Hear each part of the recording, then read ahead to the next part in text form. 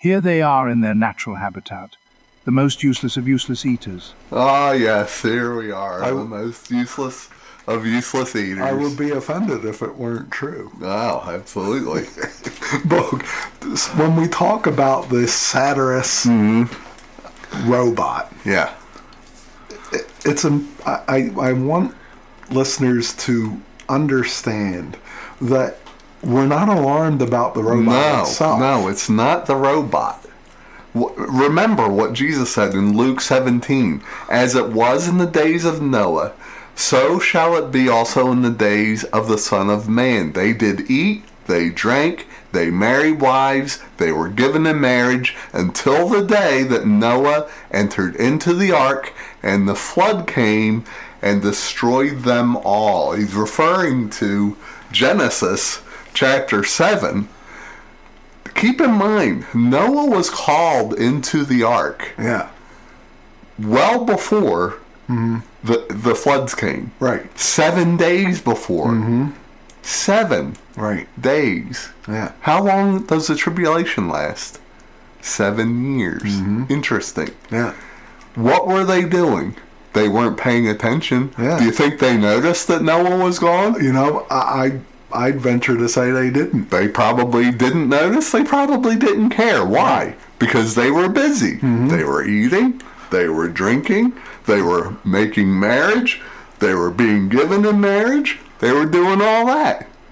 Listeners, it's the same thing now. And what it appears to me is that when the rapture happens, the people on earth, they're not going to really notice or care. Right. They're going to be preoccupied with the things of this world. It'll be explained away as a big old nothing burger. Carry on. Go to as work. You were. Pay your taxes. Right. And so that's what we're talking about here. That Christians need to have their spiritual eyes on and open and their ears open and understand what's going on around them. Right. Because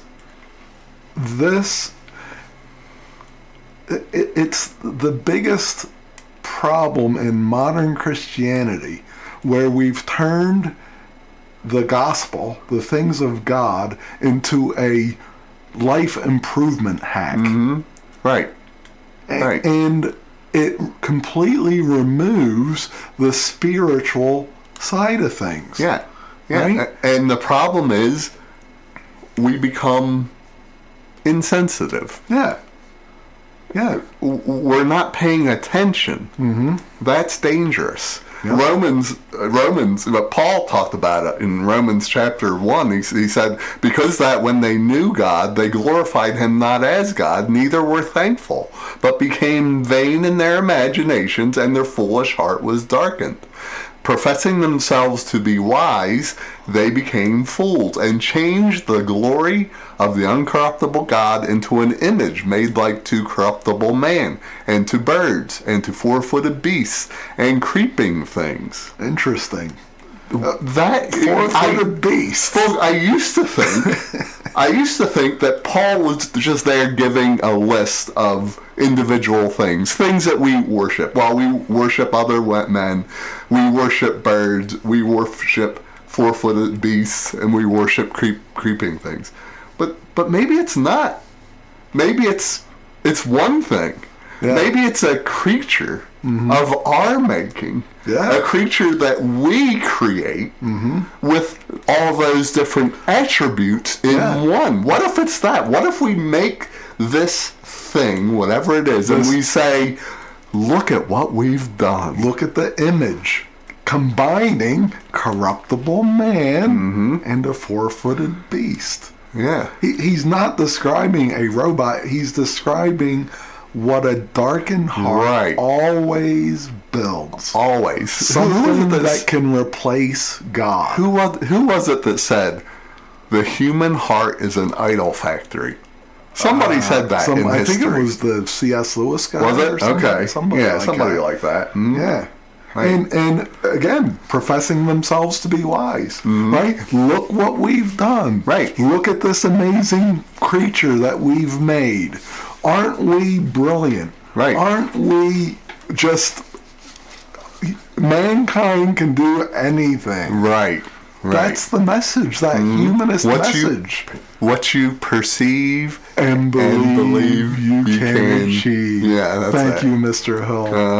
Yeah. It's no reason to panic, listeners. Yeah. If you're born again, what we want to do is help you so you can help others. What did Noah do? Yeah. What did he do while he was building the ark? Well, He warned people. yeah. And he didn't build it just for himself. Right. I mean, he invited people. Mm-hmm. Get on the ark with me. Yeah. It's where it's safe. Right. It's where it'll be safe. God promised. Yeah. Yep. And that's our responsibility. yeah. That we have to be telling people about the ark. Mm-hmm. His name's Jesus Christ. Right. And if you're in the ark, you're safe. Yeah. So, listeners, check this stuff yourself. Yeah. Right. Look in the Bible. Read Isaiah 13:21. Read Isaiah 34:14. Leviticus 17:7. Chronicles or 2 Chronicles 11:15. Right. Yeah. Look it up and look at the context of those verses. Get out your Webster's 1828. Use it. Yeah. Put it to work for you. Yep. But check it. Don't take our word for it. Check it yourself. And don't be afraid of the goat on the satirist website. Yeah. That's not what we're saying here. Yeah. We're saying fear God. Mm-hmm. Fear God, because what's coming we need to be aware of. Yep. And we need to warn others. And not everyone's going to listen. We understand that. Noah built the ark. 120 years he was preaching. He was warning people. And sadly, most people didn't listen. Yeah. Sadly. And he did it out of obedience to God. Mm-hmm. And if you're a Christian, God deserves your obedience. Right. Your obedience to your family, to your church, to your Bible, your obedience to Jesus Christ. That's what you need. Mm-hmm. Read to your children and your grandchildren out of the King James Bible. Right? Yep. Because Jesus Christ is the ark. Mm-hmm. There won't be a wooden ark that floats. There's not going to be a bunker made for you to hide in.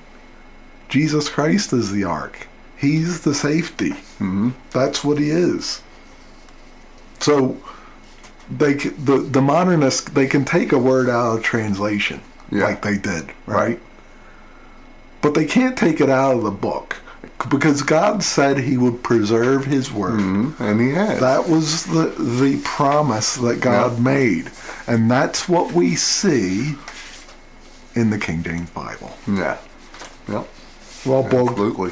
You know, that's an interesting piece of news, but not the only news that we have to talk about here on Stanching Tyranny Radio. That's right. We've been, as you know, listeners, we've been kind of keeping our eye on the whole Iran thing. Right. And, well, if you're like us, you look at it every day and you kind of roll your eyes and say, all right, so are we winning or not? Seems like Iran's doing a lot of winning.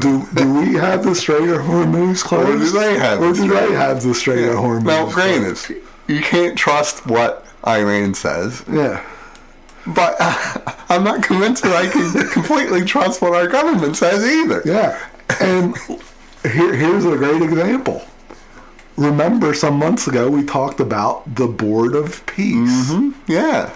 We were wondering what's going on with the Board of Peace. Yeah. We haven't talked about it, but one thing we know, there's got to be something going on with the Board of Peace in regard to the Iran situation. Now, in case you need a little review about the Board of Peace, the Board of Peace was created by Executive Order 14375.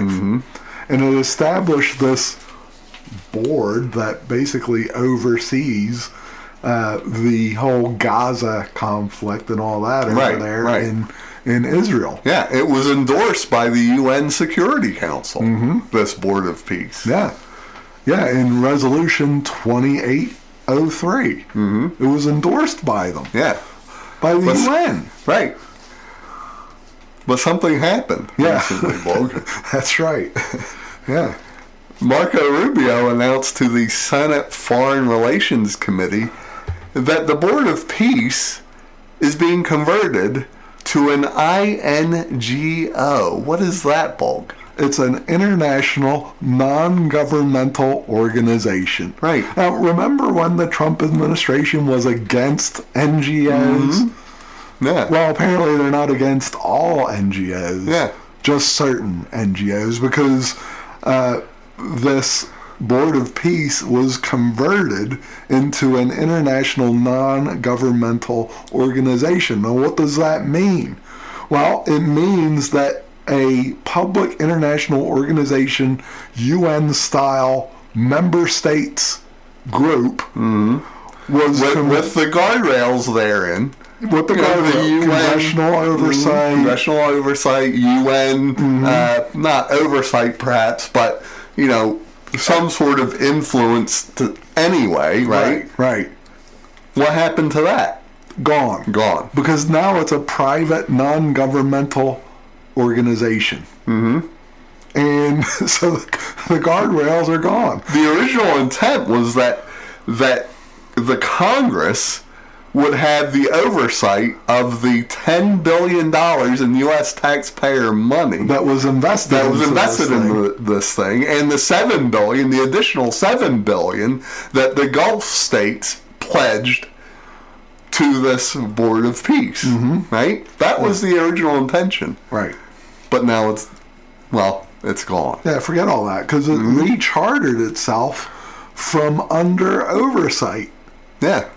A body created by executive order and blessed by the UN Security Council reorganized into a private entity. Yep. Which is the precise move that drops non-U.S. money out of congressional reach. Right. If it's an INGO, it's out of congressional oversight. Yeah. Sure, they have oversight over the $10 billion, but that's it. Right. They don't have any say as to what else all goes on with this group. Right. And remember, this Board of Peace is going to have plenty of money. Why? Well, because the seats have a price. That's right. That's right. A member state can get a 3-year term for free. But if a state contributes more than $1 billion in cash in the first year, they're exempt from the term limit and hold a permanent seat. Yeah. Yep. Apparently, but already money from Morocco and the UAE are sitting in a private JP Morgan Chase account. And so we have this $1 billion within the first year. And some people have said yes, and some have said no. Yeah. By the way, Boog, we had been wondering about Witkoff. Yeah. He's in there. Right. He's in there. Right. Don't forget, listeners, Trump is the permanent chairman of the Board of Peace with a unilateral veto. He's got the final say. Final say. The buck stops with Donald Trump. And it doesn't end with his presidency. It's not tied to his presidency. Right. It's tied to his person. And whoever he nominates or assigns to come after him. Yeah. And the board is a 7-member executive board. Marco Rubio is on it. Steve Witkoff. Yep. Jared Kushner. Tony Blair of the UC. Yep. Mark Rowan. I don't know who that is. He's Mark from Rowan. Apollo Global Management. Okay. A.J. Banga. He's from the World Bank. Robert Gabriel. He's a deputy NSA guy. They're all on the board. Right. Right? Now, who has said no to joining this thing? Well, France has said no. Germany, Italy, Spain, Sweden, Norway, Slovenia, and the United Kingdom, they all declined. Canada's invitation to join was withdrawn after Carney criticized it at the Davos meeting. But 24 have accepted, including Belarus, Hungary, Vietnam, and Cambodia. Yeah. Now, last time we talked about this, we weren't sure whether Witkoff was on the board, had a board seat. Yeah. He does. He does now. Yeah, we he's can one of the confirm 7. that. Absolutely. He's one of the 7. Mm-hmm. And this thing is doing work, right? The board's director general Nikolai Mladenov unveiled a 15-point Gaza roadmap 4 days ago, Boog.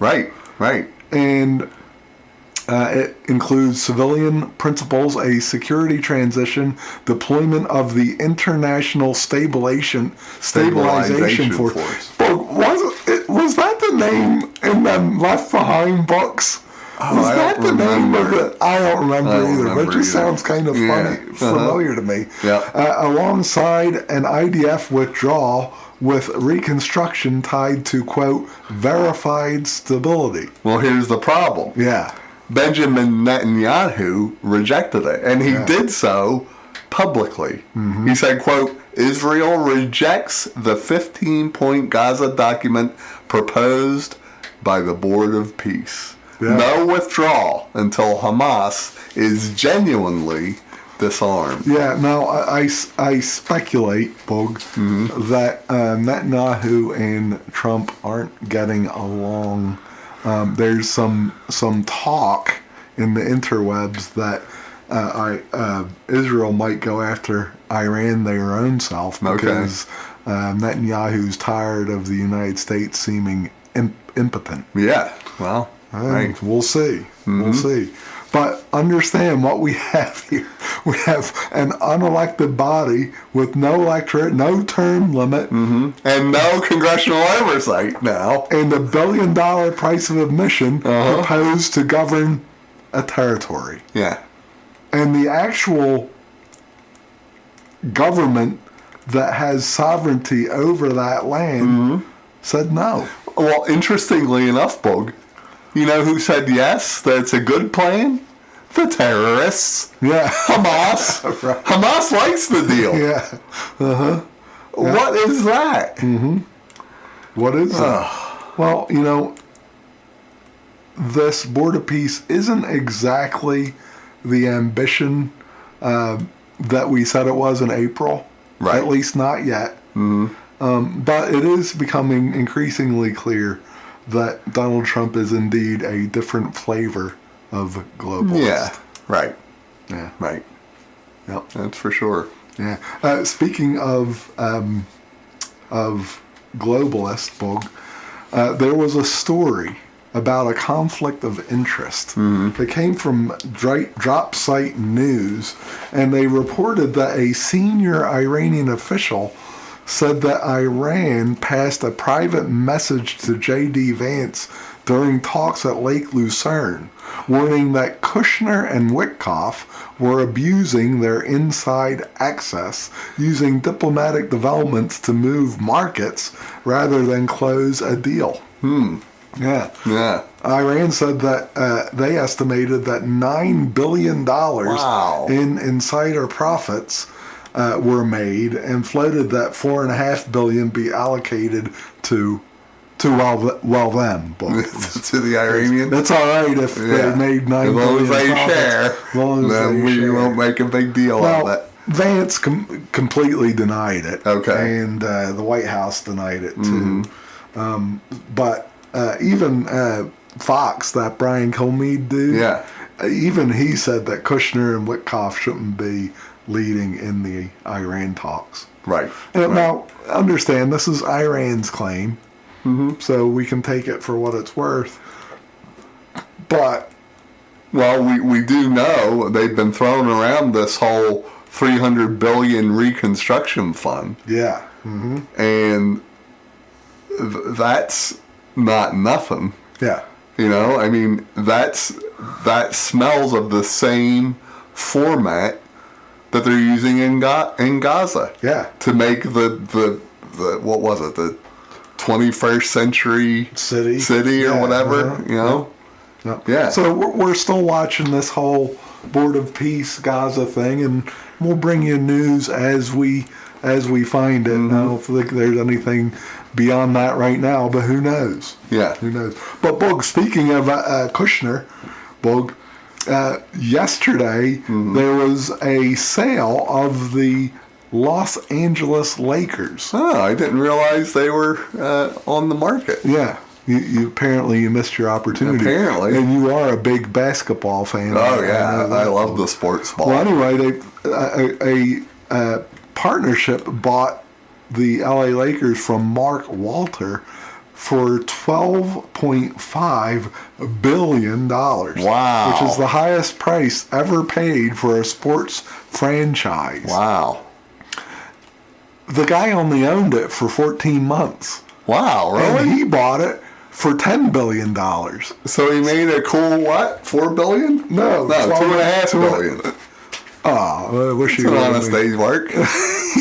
Maybe not, Boog, because the purchasers were none other than Bob Iger. He used to be the Disney guy, right? Was he CEO or what was he? of Disney, Okay. along with Josh Kushner, brother of Jared Kushner. Wow. Boog, Wow. you know what that all means? It's a big club. And I ain't in it. That's Yeah, right. well. That's correct, Boog. You are not in it. $12.5 billion for a basketball $12.5 team. Yeah. I just don't understand how it went from being worth $10 billion to $12.5 billion in 14 months. Yeah.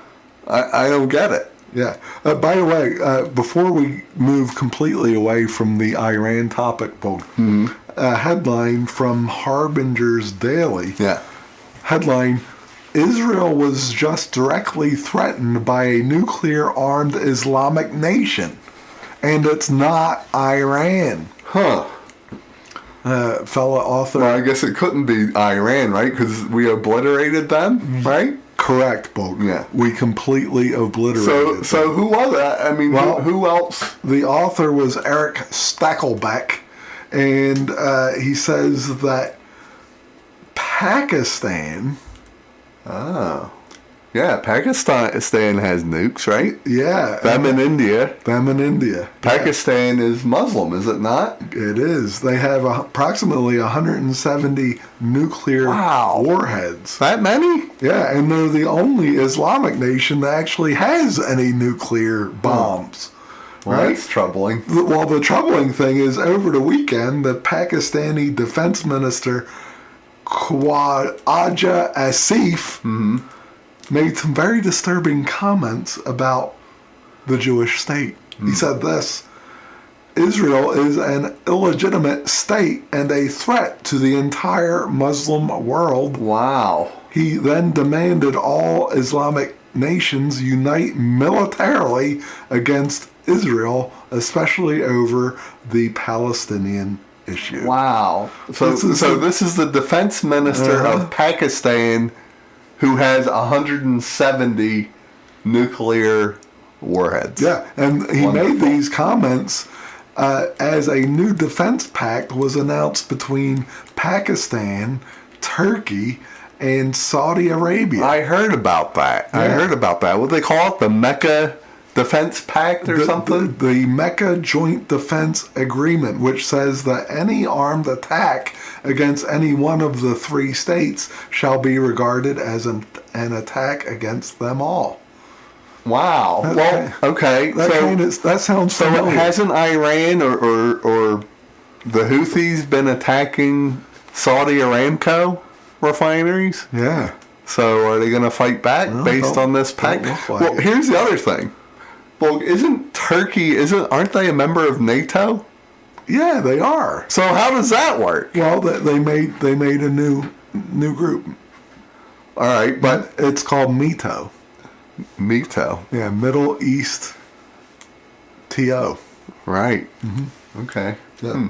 According to the reported parameters of this agreement, the next time the Saudis come under attack from, well, apparently not Iran or the Houthis, Turkey and Pakistan would be obligated by the pact to come to their aid. Wow. So that's interesting. There you have it, Boog. Well, that is the last of our Middle East Iran war update, listeners. I promise. Yeah. Yeah. Wow. Well, except that Trump says that he's Iran's banker. Does he really? Yes. Now, see, he's hanging his hat on this whole. All of a sudden, Boog, all we got to do is tighten up the economic sanctions, and we'll have them crying uncle in no time. That's all we got to do. Right. And, the Strait of Hormuz is a wall of steel, of course, and Trump told Real America's Voice, quote, economically, they, referring to Iran, are just a mess. They can't borrow money, and they had a lot. We have total control of it. I'm their banker. Huh. We'll see. I don't know. I mean, it's not stopping them from flying drones into oil refineries in Saudi Arabia, from what I can tell. Yeah. So, I don't know. Maybe they have some money hidden in their caves and whatnot. They might, unless they were obliterated by massive bombs. I'm not real sure. Yeah, somebody needs to obliterate something, I guess. That's correct. It is that time of We're going to obliterate some letters? We're going to obliterate some letters. I've gotten a little bit better in my organization skills. Oh, really, Boog? Yes. Well, that's exciting. I circle the ones that I want to cover. With your crayon? It's a red crayon. But is it the same crayon that you use to scribble out Abby and write in the word Boog? No, that's just silly. It's a different crayon. Yeah, how am I supposed to use a red crayon for that? Clearly the color would be purple. Right. Purple crayon for scribbling out Dear Abby and replacing it with Dear Boog so that these letters can be answered well and precisely and accurately using the best minds that Bonner's Ferry could produce, and even that's a stretch. Yeah. The best minds in Bonner's Ferry at this hour on this radio station. Correct. There you have it, Boog. Dear Boog, I have been married to a wonderful man for 36 years. During the last 12 years, he has had heart surgery and some depression. He refuses to get out of his easy chair and do anything. He won't bathe or shower and insists that washing off in the sink is good enough. He smells, and I am embarrassed to go places with him because of it. I have tried to encourage him and let him know how I love a clean-scented man. He just doesn't care. I won't even kiss him. He refuses to help around the house and expects me to do everything. I still work and we are raising a granddaughter. I'm no longer in love with him, but I do love him. Whatever that means. I have wanted a divorce for a while now, but financially I can't afford to live on my own. Thank you for any advice. Signed, all washed up. Well, you may take away that thanks. The guy's got a problem, and you have the same problem. And that problem is that you go through life based on your own personal preferences. In other words, you prefer that he be clean and not stinky. Good. Yeah. And he prefers, not to wash. Yeah. He prefers stinky. So who wins? Right. Who wins? And why? Now, You could just open your Bible and point out where it says, touch not the unclean thing. Mm-hmm. And then say, well, baby, that's you. Right. But I would like to ask, Yeah. what about the vows you made? Yeah. You made vows to this man that you would love him in sickness and in health. And I don't know the whole circumstances. He sounds like he's pretty sick. He's depressed. And, that can make one uncaring and, just difficult to motivate. You can't motivate them. Right. Something else has to motivate them. Yeah. Mm-hmm. And so what do? Well, you got to put up with him the way he is for now, but there's hope. And the hope is not that you can motivate him, that his love for you can even motivate him. What needs to motivate him is his love for God. Mm-hmm. That first. Yeah. If he has that right, he'll get everything else right. Yeah. That's got to come first. So what do? You take him, stinky as he is, to a good, faithful, Bible-preaching church. Yeah. And you let him come under the conviction of sin. Mm-hmm. And you let it bear down on him and crush him. And then, when he's at his lowest, you give him the good news. Yeah. There's hope. Jesus Christ died for his sins.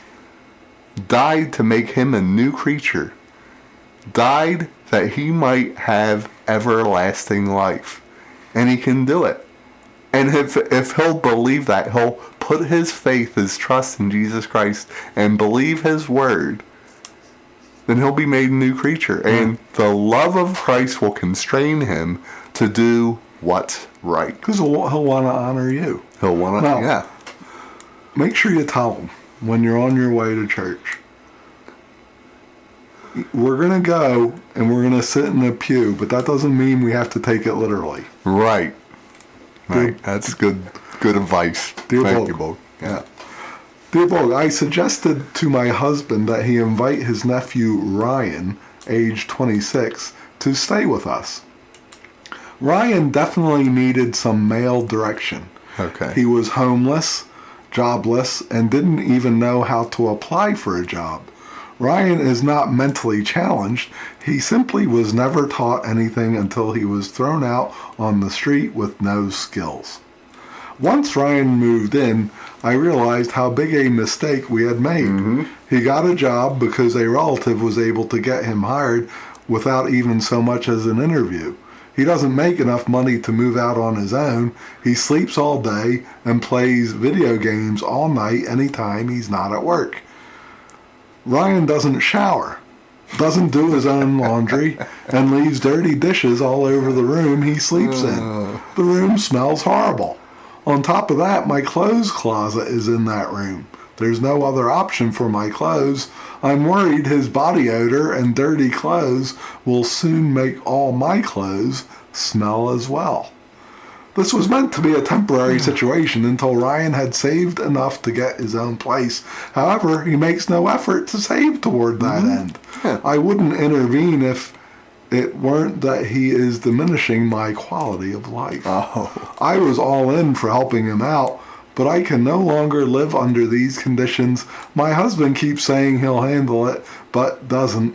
It's not my place because Ryan is his relative. I'm in desperate need of your wisdom. Signed, Smelly Situation. Wow. Huh. 2 smelly letters in a row. Boy. Yeah. It's a theme. There's something interesting in this one, if I can point it out, Boog. Yeah. How she says that I wouldn't intervene if it weren't that he was diminishing my quality of life. I was all in for helping him out, but I can no longer live under these conditions. My husband keeps saying he'll handle it, but doesn't. It's not my place because Ryan is his relative. Rewind to the first sentence, which was, I suggested to my husband that he invite his nephew Ryan, age 26, to stay with us. So it was your idea. So don't make it sound like it's your husband's idea. It was your idea. Don't make the mess and then expect him to clean it up. Right. I mean, honestly. Furthermore, can I say something about Ryan? Yeah. Ryan's not a victim of poor education. Yeah. Ryan's not a victim of his circumstances where he, quote, never learned these skills. Yeah. He's not. Ryan has the same problem that we all have, and that's sin. He's lazy. That's the particular sin in Ryan's case. He doesn't learn because he doesn't want to learn. He's not motivated because he doesn't want to be motivated. He don't clean up after himself because he don't feel like it. Right. It's not because he didn't learn. It's not because nobody showed him. That's not it. He's just plain lazy. Now, you said yourself you thought that he needed male influence. Well, your husband needs to tell Ryan to suck it up. Yeah.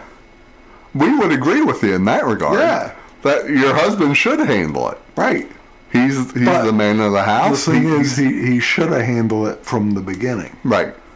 It was your idea to move him in there. Right. And that wasn't the only solution. I'm sure there were other ways you could have handled it. Well, the best thing for Ryan is that he be forced to make it on his own. Yeah. So the conversation should be, all right, this has gone long enough. Surely by now you have the ability to get your own place. Here's the deadline. When that day comes, this is what I expect. And this is what's going to happen. Lay it all out. And if these things don't happen, then this will happen. Right. Whatever it is. Mm-hmm. That's up to you and your husband. Yeah. But I agree with you that it's your husband's responsibility to get on it. Sir, get on it. Yeah. You're making this young man worse. Yeah. He's only 26 now. If you don't do something soon, he's going to be 46 and no better for it. Yeah. Dear Boog. Yeah. I've been with my boyfriend for 6 years. We are in our late 40s and we both work full time. For the past 6 months, he has had zero interest in showering daily. What? Come on. You're kidding. I see him do it on the weekend occasionally. He drives a semi locally and is home each night. How does one even bring this matter up? Should I be concerned? Do I dare raise the subject? And if so, how? Maybe this shouldn't bother me, but it does. I don't want to embarrass him or hurt his feelings. I just need your advice. Signed, Concerned in Iowa. Well, you're right to be concerned, but I think you're concerned about the wrong thing. Yeah.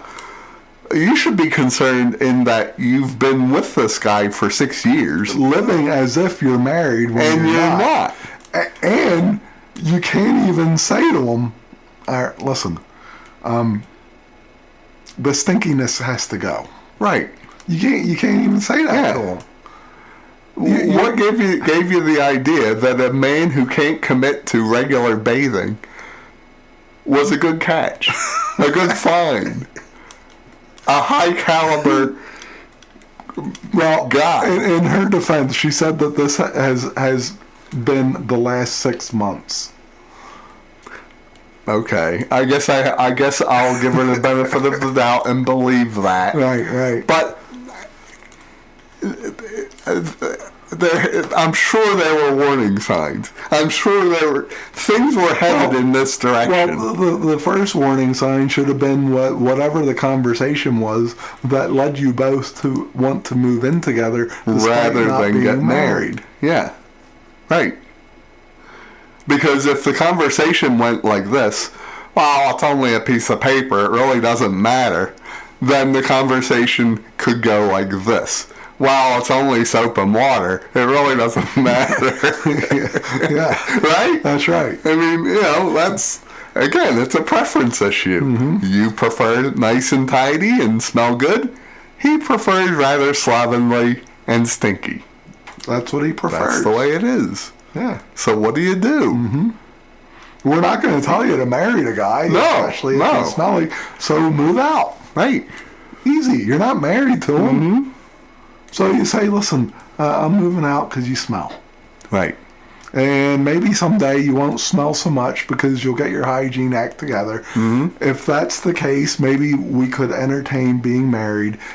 But we're going to do it the right way. Outside of that, don't call me. Don't text me. Yeah. Don't Facebook message me. Don't whatever else other ways. YouTube message? Do they got a message thing on the YouTube machine? Yet, anyway. No. Don't do any of that. So long. Right.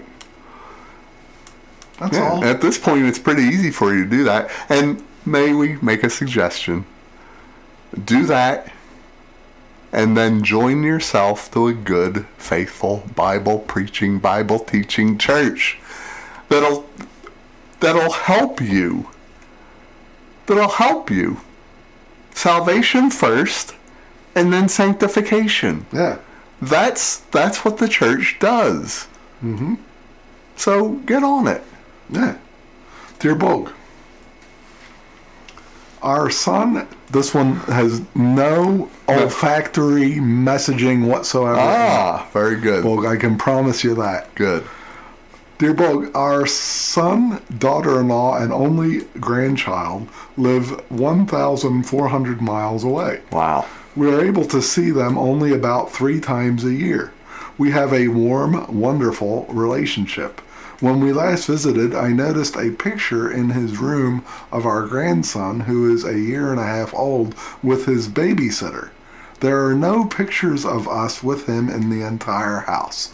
I would like our grandson to have pictures of us so he will remember us should I say anything. Signed, Really Hurt in California. I don't know. I don't think you should say anything, but you can do something. Yeah, it's easy. Easy. Birthday, Christmas, Thanksgiving, whatever, Easter. You have a picture made. Yeah. A picture of you and your grandchild, or you and your husband together, and you get a nice frame. You pop it in there, and you give it to your young family as a gift. That's all. Don't overanalyze this. Don't let it tear you up. Don't let it set a root of bitterness in your heart. They're gonna like it. They're gonna thank you for it. They're gonna be glad you did it. Right. So do it. Yeah. It's easy. Please, don't dwell on this and make it into something that it's not. Yeah. That's the worst thing you could do. You have it within your control to make it right, to make it the way you would like it. So go ahead and do it. Yeah. Dear Boog, my son and I have been estranged for 3 years. He must have a therapist. I'm estranged. Well, we know that. I've been estranged for a lot longer. That's for sure. And you get estrangeder and estrangeder every day. That's correct. He wants nothing more to do with me. I do not expect to ever see him again. Wow. However, I still have items of his. Do I pack up the items and have them dropped off, or what? I'm not sure what to do. Signed, ex-mother in Arizona. Well, I know this is a hard thing, and it's a shame. And we've talked about it somewhat here on Stanching Tyranny Radio. I don't know that we've done a deep dive on it. On the estrangement? Yeah. Yes, we did. A few weeks ago. Yeah. Did we? Okay. Apparently, Boog, your brain is estranged from your memory. My brain is estranged from my memory. But it continues to be an issue in our culture. Yeah. You're still his mom. You still love him. They're his things. Yeah, you should pack them up and send them to him. If you can, bring them to them. That would be better. Mm-hmm. Let them know that you love them. Yep.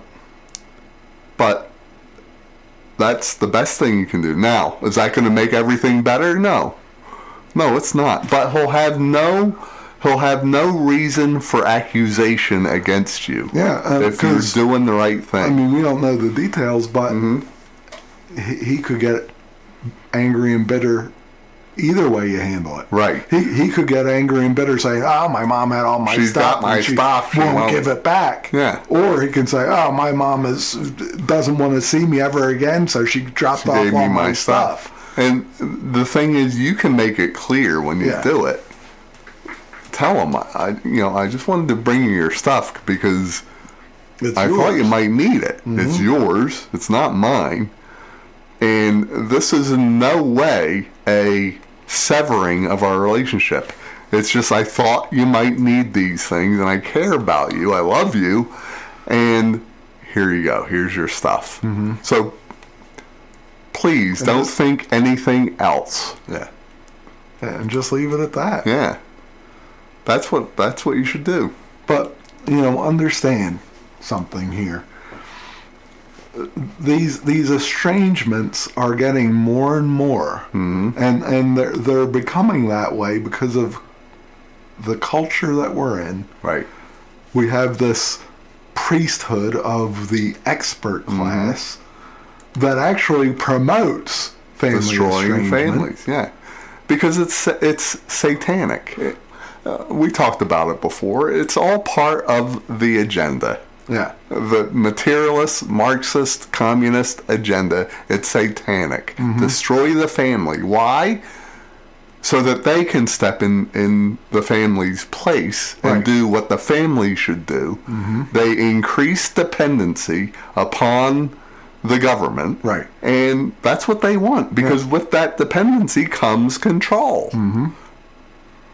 And that's what's happening. Yeah. And it's happening all over the place. So do what you can to get out of the therapeutic industrial complex. Yeah, and to not only get out of it physically, but to get it out of your mind. Mm-hmm. Our culture is so saturated with this therapeutic language and lingo and counseling and therapy and narcissist and drugs and diagnoses and autism and spectrum and all this psycho babble. That's not the way. The way is God's way. So start there. Start with your relationship with God. Right. Start there. Not with the relationship with your son. Don't start there. Get your relationship with God fixed first. And God will teach you how to love your son. Yeah. The right way. Yeah. God's way. Yep. Here's another one. This one's a rather hard letter, Boog. Heavy, is it? Yeah. Dear Boog. Yeah. My brother Earl and I always had a very bad relationship. When I was 6 and Earl was 13, he molested me. Actually, he took my virginity. My mother caught him, but whipped both of us and told me I should have known better than to allow it to happen. Wow. Fast forward to when I was 17, I woke up to find him lying in bed with me, stroking my face. I screamed for my mother, who said, "Oh, he probably came home drunk or something." Earl was never nice to me, even on his deathbed. He yelled at me for forgetting to take his house keys to my other brother, and his daughter asked me to do. A few weeks later, I forgave him for everything he did to me, but the last time I saw him alive, I still felt his hatred toward me. There's a memorial planned, and I'm not sure I want to attend. I'm the youngest of 7. Some of my siblings know the history and have witnessed the animosity between us. Part of me wants to go because Earl was my brother, and part of me is afraid if I don't, my siblings will hold it against me. Another part of me feels a memorial is to pay your last respects for the deceased, and I have no respect for Earl. I don't know what to do. Signed, Victimized in Georgia. Wow, that is sad. It's a tough one. It's a sad letter. That is. And I can understand the sentiment about, it's a memorial to pay honor to the deceased, but it can also be something else. Yeah. An opportunity to preach the gospel. Mm-hmm. And don't pretend like Earl was a saint, because obviously he wasn't. Right. You've done the right thing in forgiving him in your heart. Right. That's right. Hopefully it's for the right reason. Yeah. And that would be that because you've been forgiven by God himself, Jesus Christ, you forgive Earl. Right. Because the fact is, as horrible as Earl's treatment was toward you, it pales in comparison to your treatment toward God and to Earl's treatment toward God. And if Earl wasn't born again, then you know where he is. Yeah. And that's frightening. Mm-hmm. And our warning would be, don't pretend like he's somewhere he's not. In other words, don't pretend like he's in heaven today looking down with the angels, if that's not true. Because if he was not born again, then he's not. He's in hell. And that's a fact. Yeah. And others need to hear that and need to understand that. Mm-hmm. Earl, I don't know that he ever was truly confronted with his sin. Yeah. And that's sad. Yeah. And so should you go? I don't know that you have to go. If your family knows these circumstances, I don't see how they wouldn't understand you not go. Yeah. But if you do go, make sure the gospel gets preached. Right. Now, I don't know if you have any say into the service or anything like that. Right. But if you can find a gospel preaching man of God to conduct the funeral, make sure you do it. Right. Right. And let that be what decides whether or not you attend this thing. Yeah. I'll come, but I want a message preached. If I can arrange to have my pastor preach a message about Jesus Christ and the salvation that he freely offers to anyone who will, if I can do that, then I'll be there gladly. And this isn't a threat. It's not an ultimatum. I just want to make sure that at this funeral, the people that are there hear the thing that they need to hear the most in this life. Yeah. That's right. Right. That's important. One more, Boog. Yeah. Dear Boog, my 33-year-old daughter is getting married, and the mothers have taken over her wedding plans. They want more than 200 guests, a full Catholic ceremony, fine wines, a full bar, plated dinner, and a live band. My daughter wants to please everyone, but is not a practicing Catholic. She wants a small, intimate wedding with twinkling lights, a DJ, and house wines from the California vineyard. Ooh, the ones that they're burning as we speak? Nothing she suggests is acceptable to the mothers, who see the ceremony as a means to impress their friends and business associates. I divorced her mom years ago, but I'm still involved in my daughter's life. How can I advise her to take control of her wedding? Signed, Doting Dad. Doting Dad, you take control. Well, here, I'll say this. It's her wedding. Well, it all depends on who's paying for it. Well, that's a good point. If you're paying for it, Dad, you can put the kibosh in the whole thing. Right. Easy. Real simple.